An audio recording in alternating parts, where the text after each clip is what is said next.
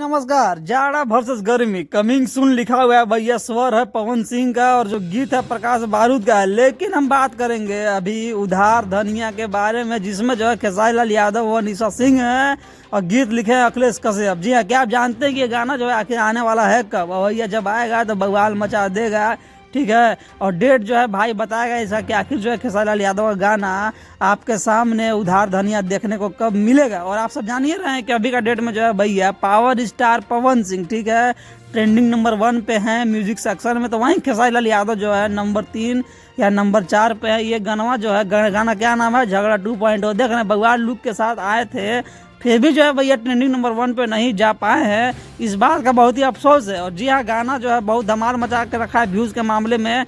जहाँ पवन सिंह का गाना जो है व्यूज़ कम है खेसारी लाल यादव का गाना के सामने, बावजूद इसके जो ट्रेंडिंग नंबर 1 पे राज कर रहे हैं खेसारी पवन सिंह, ठीक है। लेकिन जो है अब उधार धनिया के साथ जो है खेसारी लाल यादव 14 जनवरी को आपके सामने बवाल मचाएंगे। तो आपको क्या लग रहा है?